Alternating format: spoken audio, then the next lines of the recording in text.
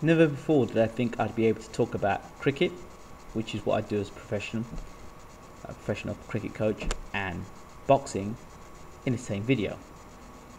But the two worlds are coming together because of one man, Freddie Flintoff.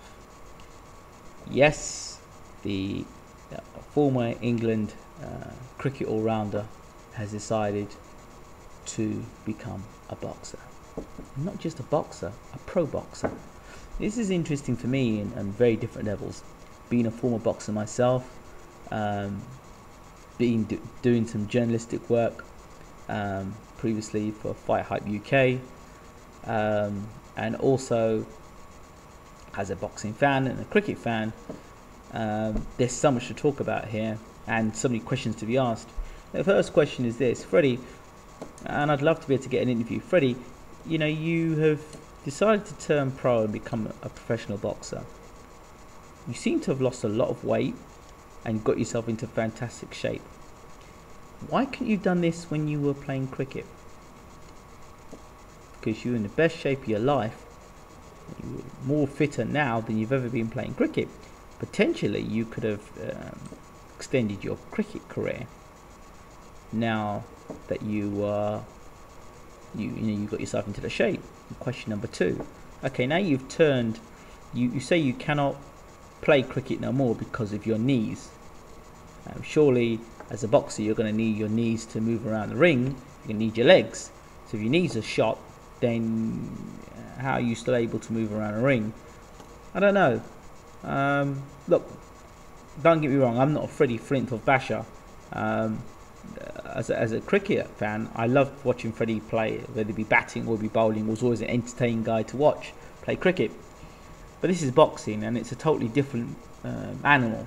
You can play basketball, you can play football, you can play cricket. You don't play boxing. You can lose your life in that ring by just one blow. I think Freddie's aware of it. He's obviously had some sparring. He's been under the watchful eye of Barry McGuigan and his son. So, first of all, credit has to be given to Freddie to get himself into the sort of tremendous shape he's got himself into. But Freddie has had the reputation, much like Ricky Hatton, to like a bit of a pint and a bit of a pie. But he has got himself into magnificent shape for this first bout. But the ambition, what does Freddie Flintoff want to do at 33, 34? Or what does he want to do in boxing as a heavyweight? I mean, of all the divisions to go into, he's a heavyweight. So, you know, one punch from a heavyweight, as we all know, whether you are an amateur or pro, your first fight or your 150th fight, one punch can turn a fight. And in the heavyweight division, it's one of the more obvious statements. What does Freddie intend to do? Does he want to fight in going and fighting for a British title? What's his ambitions? You know, with no boxing background as an amateur, they're gonna have to. You're gonna have to take him. They have to be cautious and protect him. But when they're gonna let him off the leash?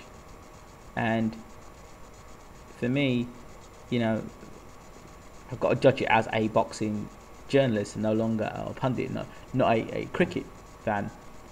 You know, the worst sight can be is to see Freddie Flintoff sprawled out on a canvas, knocked out. You know, it's not something I want to particularly see. But Freddie has done what he's decided to do. My dad said that his idea was that, well, you know, Freddie retired from cricket and he didn't want to play no more cricket, so he decided to go and box because he wanted to keep himself active. Well, of all the sports to go and keep yourself active with, boxing is not the sort of sport you just keep active with. You know, it's a sport that you can get hurt in, and seriously hurt in. But obviously, Freddie's got a little bit of money in the bank, and he's decided to have a go and have a dart at boxing. But the question is, why didn't Freddie take a couple of amateur bouts? And if he was really that serious about boxing, why did he wait so long? Was it because he had a contract with the ECB? I'd love to be able to interview Freddie Flintoff, and if anybody's got contact with him. I know that no holds barred boxing. Ryan, if you're listening and watching this, thank you very much. I have sent the email now, and I expect to hear from them shortly.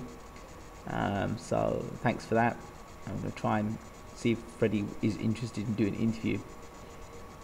He's a great personality, and he would be a great personality for boxing, but you know, as Tony Bellew rightly said, don't make a mockery of my sport. And you know, he's going to have people that want to see him in the ring, fighting, taking a good punch, coming back and having a good fight. People want to see that. But there will be other people that will think, oh right, he wins his first fight, and try and say, let's put him in with David Price, or, you know, not going to happen. But one person actually said to put Freddie Flintoff in the ring with Audley Harrison. Now, would you pay to watch that? Okay, I think I'm done here with the Freddie Flintoff story. I wish Freddie, if you're watching the video, Freddie, all the best in your first professional bout. Keep your hands up, mate, and all the best.